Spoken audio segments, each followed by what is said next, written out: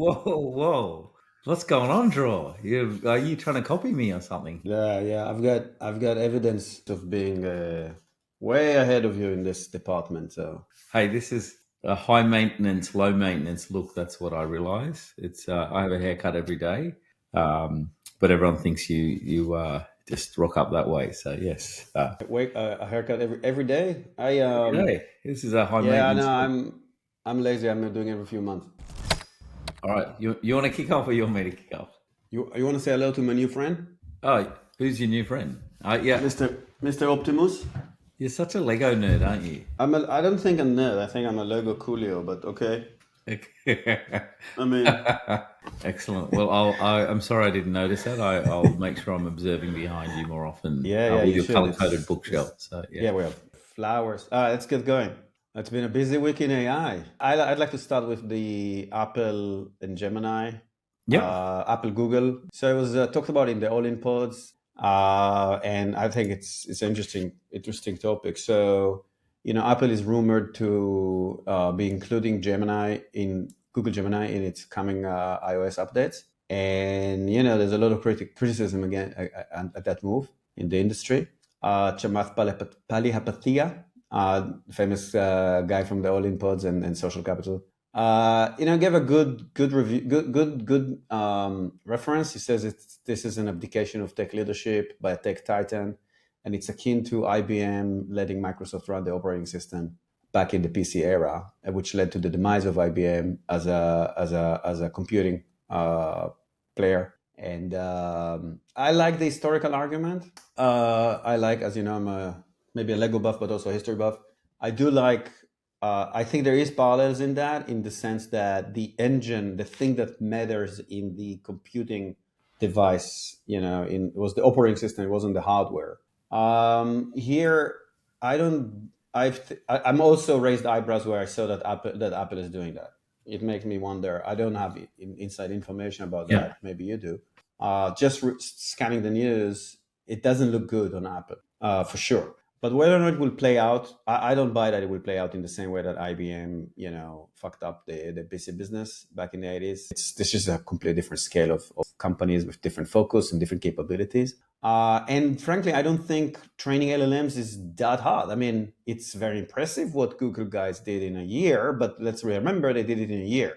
And in software, the rule of the thumb is that it takes the first guy to do something a year, the second guy can do it maybe in 6 months, the third guy can do it in 3 months. It kind of so on and so forth. I mean, how quick was Elon Musk releasing Grok? I'm not saying Grok is world-changing technology, but it's pretty good, right? Yeah. So I think this looks like a stopgap measure. If anything, I'm always worry about rumors, because Apple is famous for seeing there's rumors, but Yeah. there's also like always new things and secrets and stuff. Yeah. That's my take. What do you think? Yeah. Look. So here's my take. I think there's a 3-horse race being run, and Apple were sort of a little bit behind in terms of how do they compete when there's some deep pockets in terms of, if you look at the partnership with OpenAI and Microsoft. Then now you have and Anthropic and Amazon doing their thing, and where are they in that? And they may have something up their sleeve, but I think they've needed to go, how do we deal with this? Now I think both Google and Apple are struggling with how they so rather than compete, let's combine forces. So whether that's good or bad, we'll see. Whether you've talked a little bit about LLM being the OS and a new interface, and so if that is the case, that might be exactly right. That eventually Google and Apple will have some kind of. It's a strange partnership, but also when you think about the mobile side of things as well, having Right. iOS and Android together, that could be pretty interesting to see what they could do. The big question we were Department of Justice and all those sorts of people, would they be allowed to?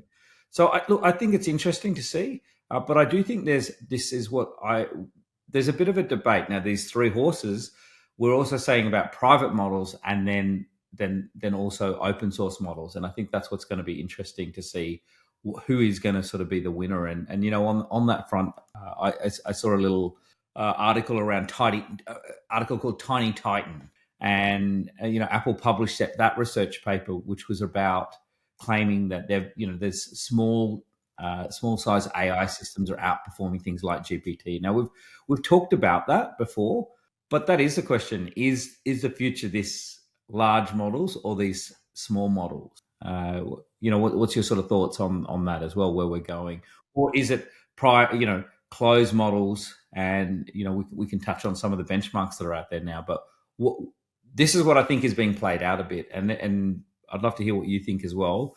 But whether there's different horses for different courses, so depending on how you're trying to apply AI, you'll pick a different flavor depending on that, and whether it's on a smaller Let's device. think about it like, where are the CPUs for a second? The internet unleashed the capability of putting the CPUs remotely on servers.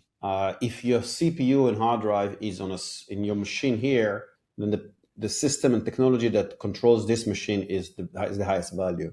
If your CPU and storage are remotely, the value is in the server and in the fiber. So you need a connection to your screen. So, Apple game was always around kind of, local computing. They want, the gateway to, and there was this a big debate in the early days of 15, 20 years ago, whether, thin clients or thick clients. And I think it's proven to be thick clients, which is weird because, like Google pushed up their Chrome computing, didn't really work.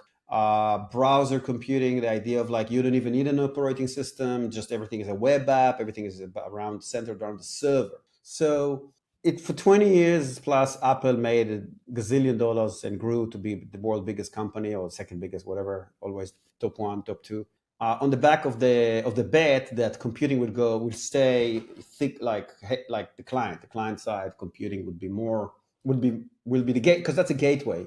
If you control the gateway, you can add capabilities in the gateway and block the remote, right? Block this. And now this AI thing is a different game. If in order to run an intelligent agent that helps me on my device, it needs to run remotely, then the value moves to the server again. Okay. And if it can run locally, it can, the value can again stay within the operating system with the control of the provider of that, which is Apple. So all this stream of news coming out of Apple saying, oh, we're going to do it on the chip, we're going to do it like we've got a new research paper that shows it's better and stuff like that. First of all, I don't buy that it's better, because if it was better, OpenAI wouldn't put $100 billion trying to build a gigafactory of CPUs, all right, next to a nuclear plant. A. B, I think it's all geared to the same kind of bet. It's geared to kind of hedge the same old bet about thick client versus thin client back from 20 years ago. So A, I don't buy the news. I don't believe that's actually better. It's better in some tasks and it's a nice news item. B, I think the Apple, what they don't have is server infrastructure. All right, they have a bit of server infrastructure to run some of their services, but they're nowhere near the scale of what it needs in order to be a server kind of type business, which means that we're going to have acquisitions in the future. Apple is known for buying strategically and building as well. So I don't know if you have a bet about who they're going to buy. Maybe it's Anthropic, maybe it's someone else. But I don't buy that Apple will, just let go of the future of computing. I'm an Apple fan, but not a fanboy. But anyway, that's my hot take. I think you sound like a little bit of a fanboy, but no, I think I think it's interesting. It also, if we flip to the other side, another thing that was released this week or discussed this week was a thing called Stargate, which was OpenAI and Microsoft combining to create this $100 billion 5 gigawatt supercomputer. So it's going to take up 5 data centers. So they're going to put a lot of money. So it's almost the opposite extreme, in what we're seeing. So I think there's this race that we keep seeing, and I think it keeps hotting up. I think we are just at this just really interesting pivotal point of what is going to be taken on both by developers as well. So whether like we're saying, and so I see this thing right now. We see Anthropic developing some great models with Claude, which is outperforming OpenAI, and then conversely, we see OpenAI now trying to up what they're doing.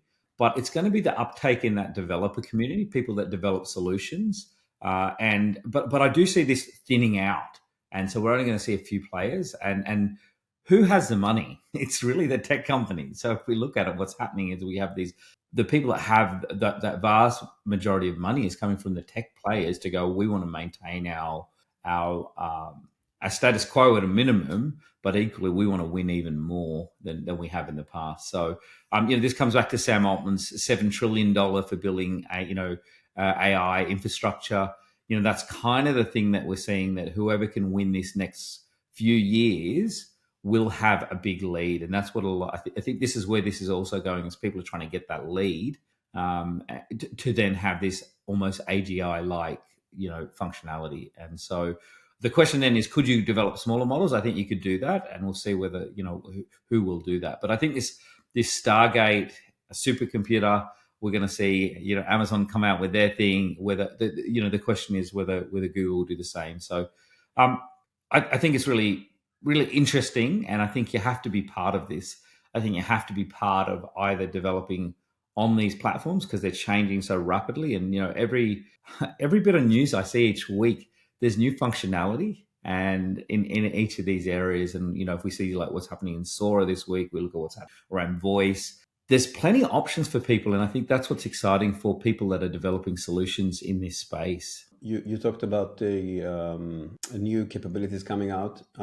First of all, I would say you're right. It's definitely the phase of the game where everybody's trying to outspend each other, everyone else, in a way of creating a financial moat, almost like saying, oh, you want to play in this game, you have to put $100 billion. Who can put up $100 billion? The enemy of financial moat is technical breakthrough. So the risk of putting out $100 billion into a particular technology direction is that the next wave of that technology requires someone else to put, $100 million or maybe $10 million. No one can foresee the future, of course. But that's kind of, I think, this is great. This is where we are. Sora came up. So OpenAI came up with two interesting things this last few days. One was they launched Sora a few weeks ago now, and now they kind of say, hey, here's another few things that we can do with this, and it's cool. There's a video of a guy that has a balloon for a head, and it's definitely breathtaking aesthetics and things you've never seen before. So it's basically feels like a spectacle right now. Whether or not we're still in spectacles mode versus production, actual adoption, it's yet to be decided. It feels like we're still in the toy and game kind of and spectacle capability before we have not yet seen how this actually play in the real economy. So I guess that's a really interesting, new aesthetics. But new aesthetics wears off. And how many artist videos of 2-3 minutes of slow motion with breath? Like we kind of seen it all. So I think we can talk a lot about whether this is changing or not changing. You can talk about whether there's continuity or you can see it's fake or not. But I think it's the fundamental thing that's worth noting is that to generate this thing 10, 20 years ago would have taken 1,000x the effort. All right. So it kind of gives you a signal to where these things are heading. What do you think of Sora? No, look, I think Sora's pretty amazing. And I think if we extrapolate this out, this is, I keep watching these Netflix show. What's that 3 Planet thing? The show that I've been watching recently, which is all about simulation, and they kind of go in and there's outer space people are talking to you and they're putting you into their world. Look, we could be in this whole simulation. We're going to be able to generate. I keep seeing this, and I feel this way as well. What's missing is that first part of what we talked about, is the compute to be able to generate this quick enough and over a longer period. Now, I would have gone before, this is going to be way out and impossible. But people are building this. If this stuff can be built, it may be possible. But I think we're still a bit away from that. And so, yeah, to your point, I think it is an exciting and interesting space. I think it will have a lot of implications to the way we do a lot of things around communication and entertainment and all of these things, even how we'd probably do this. And, we're seeing, companies like HeyGen, for example, have got great traction now. I think they've gone from $1 million last year in revenue to 20 million this year. They've just raised some more money. We talked about that last week. And so people are starting to use this technology in different ways as well. And so I think it's definitely, I think it's going to be a thing. The question is, how much can you use it now is the sort of bigger thing in there. Fair enough. So on the topic of HeyGen, there was a news item about a few weeks ago. This deodorant commercial came. It's like a user-generated video that looks on TikTok. There was a woman that talks about how great the deodorant was. Yeah. So and turns out it was AI, and it became like, oh my god, this was indistinguishable. That really did look indistinguishable. But there's a bit of a more sinister side to it. Actually, it wasn't AI. It was an AI that was trained on a real person. So there's a real person doing a review, and that was training and using her videos to create other videos. And this is the great headline of how AI is going to take your work, of the user-generated content kind of marketing. And that is definitely, I can see an advantage in having the ability to change the script and have the model pushes out a different video, and you can play around, as opposed to working with a real person. Takes you time, costs you money, don't get exactly what you want. It's this race between man and machine again, not necessarily in the most productive way. So I saw that item. What do you think of that? How did it make you feel? Look, what I find interesting is we've been talking about this for like a couple of years now, almost around the fact that these are the kind of scenarios that could play out. And all I'm seeing is these scenarios are happening quicker. We talked about Imran Khan the other week. We're talking now about this. We're talking about the royal family. We're seeing this in every, all different parts of our lives. And the election this year as well will be very different. So this is all massive, and I don't think we've thought through it all. I was also with had a post. There was a thing here in Canberra called CyberCon. I was in a post drinks, hanging out with a lot of the people that were either speakers or there, and some of the people in there were around the legal side of what's going on both on cyber and AI, and we were just having quite an interesting discussion around just how far the law is behind what is going on.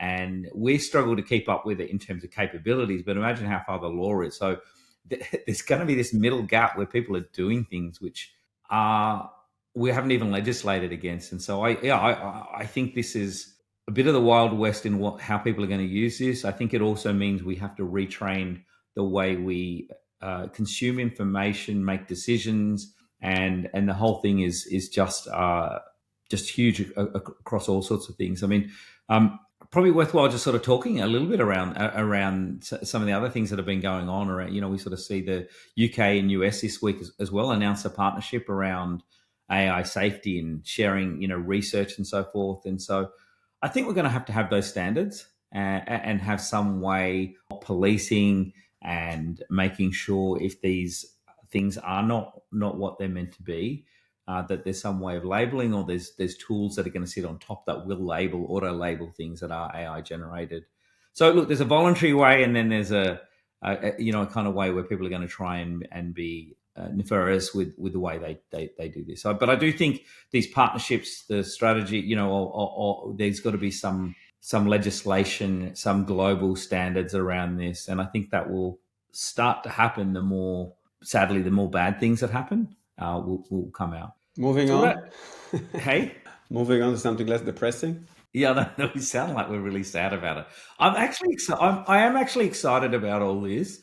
The issue is we need to deal with these things, and I have this discussion with people all the time around how bad AI is, or this is just another technology, but we need to control the technology. I think we've got to come back to that all the time, and so we need to put some things in there. And I think that's why. So, for example, what will win in the future is really interesting around language models, explainability, having some of the control around how the output of some of the models is going to be there. And that's why I think, some of the things that even, whether it be, the Anthropic models have this constitutional AI around it. You have things like Grok, which are going to be a bit more open sourced and have some explain. So I think that's what I think could be interesting. Some of these challenges that we have, you'll need to have these inbuilt features within models, and so that's what I think will start to happen as we mature more. That will be a requirement. What about some Aussie news? What's happening here in Australia? Anything that you seen happening in Australia on the AI side? We see the usual, hysteria around using AI for biosecurity decisions, immigration. So there's an item in the Australian about Australian Labor Minister Claire O'Neill and Murray expanding AI in decision making. They're very worried about AI decision making for immigration and biosecurities. I don't know. Okay, good article. They got an article. Sold some ads. Small things, small potatoes. Look, I think it's relevant in Australia. We've had this whole robo debt thing where people, it had a really big impact on people's lives. Some people took their own lives as but a is result. it the tech the problem, or is it the consultants around the whole thing? Look, I think in that as well, but I do think having some explainability about how decisions are made, I think needs to be critical in any decisions that are going to be going forward as well. Otherwise, there's this sort of black box that makes all these. But yeah, you're right. It is a little bit of a sort of. It's an okay look. I'm not dismissing it. I'm just saying it's some ministers wrote some article. That's fine, good. Like I have a talk about it. Like I don't. It's not like all good. Yeah. What else do you see in the local swamp? Yeah, look, we're seeing some things around. I guess the military using autonomous AI in vehicles and testing that sort of theory, and we sort of, this is the future of where we're going. Unfortunately and unfortunately, there's going to be across our sort of our world in this kind of thing. But I think there's this sort of advanced strategic capability. I think it's called ASCA, and they're sort of fast tracking some of this technology. Look, I think it's going to be, in that sort of AUKUS, using some of this technology. If that's what's being done, we need to be part of all of that in Australia. We're just, I guess, other things that I'm seeing as well is we're getting involved in some accelerators that are happening in Queensland around, early stage AI companies, and so I think we're continuing to see the ecosystem growing, more and more people coming into it who are developing solutions, and I guess I want to encourage other people to go out there and try. If you have some knowledge in a particular area, this is a great time to look at new solutions. So I think that's what I'm finding exciting. I'm seeing new people. Interesting thing for me is I'm seeing, I've got a 23-year-old. My daughter won't watch any of this, but look, I'm seeing her friends go into this, starting new businesses in this space, and just coming straight out of uni or still at uni, and I think that's amazing. It's great to see young founders come out, and also what I'm seeing is older founders coming. So I think this combination of experience with youth coming out, I think, is great, and then that's what excites me. That's when I started my first business was in my early 20s, and it was all new, and we were trying new things, and that's what's exciting, I think. So what's exciting that young adults are starting careers in AI. What's the thing? Like specify what is the thing that you find specifically exciting? So I think what's exciting for me is people are seeing this opportunity and are going all in to try and develop solutions that are in this space. Now, look, a lot of them won't work, but I think having the right mindset, being able to keep pivoting, keep seeing what's happening, that's part of why we want to have these discussions, is also to understand where we're going.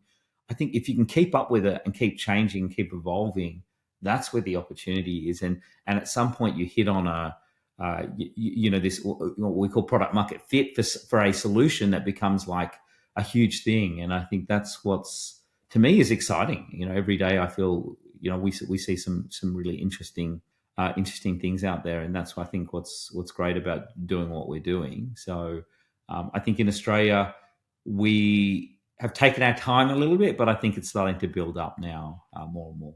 Obviously, and of course, if you're building a cool solution and you need investments, come talk to us at Empress Capital. We'd love to talk exactly. to you. That's what we and look, that's happening a lot more. I think that's what's great, and I think I encourage anyone to sort of do that, and I think that's what's exciting about what we're having in Australia and around the world. And I think even that is the opportunity, not just Australia being a smaller place, but we have really good technologists. We have really, we have to do more with less here as well. And so I think that's a great place to grow from. So I think the Australian ecosystem is really going to flourish this year. That's what I feel like. I think last year people were trying to work out things, and I think this year we're going to really flourish and see a lot more companies go global from here. I would just summarize, like, the question is whether AI apps or AI powered apps are moving out of the toy phase to production, right? And that's kind of how it works with any new capability, new technology. Like at the beginning, people experiments and they start with new cool ideas, and it's a complete wild west in terms of what you can do and what should, what would have a market fit, what would demand. And over time, there's basically growing learning in the community, in individuals and companies, and in the consumer, in the market as well about those things. And that's kind of start honing in the decision making by everyone. So I think we're phasing out of the total experimental phase of everything with AI is investable to like, okay, here's an actual, more interesting problems, more interesting solutions to more interesting problem with more, possible more product market. Yeah, and I think we spent a lot of time today talking about that infrastructure level and where that's going. I think that will smooth out and that will become commoditized, and we'll have a few players. The other big thing, the one thing I guess before we finish today, there was a really interesting post by Airtree talking about the Australian ecosystem. Just in general, not just about AI, but around innovation, and they had a really interesting chart. But it's a chart that shows, from the last sort of decade around the growth of $100 million plus startups in Australia, and then contrast that starts on a little sort of pyramid, growing a bit more over the decades, but really looking from 20 to 24, and you can see there's actually quite a high number of Australian startups now that are valued at over 100 million plus. And so, look, I think it's healthy. I think we're going to see that grow even more. What I loved also in that, just as a sort of a little plug, was look, there was two of our portfolio in there that I thought I was excited to see them in there. So, we saw Archistar and we saw Quintessence in there. And so we see, I see the whole Australian ecosystem now starting to really flourish in the next year. I think we're going to have a turnaround in their economic cycle. I know we have this whole interest rates high, but I think this is the time. This technology is going to drive out some great momentum in solutions and great opportunities. So I'm excited to sort of see where we keep going. So look, that's this week in AI. I look forward to catching up with you next week, Draw. Liking the haircut as well. So yeah, excellent. Thank you. See you later. All right. See you later. Thanks so much for watching. If you like what you've seen today or heard today, please like or share. We'd love to hear some feedback around, what you want to hear us talk about. Thanks so much for watching.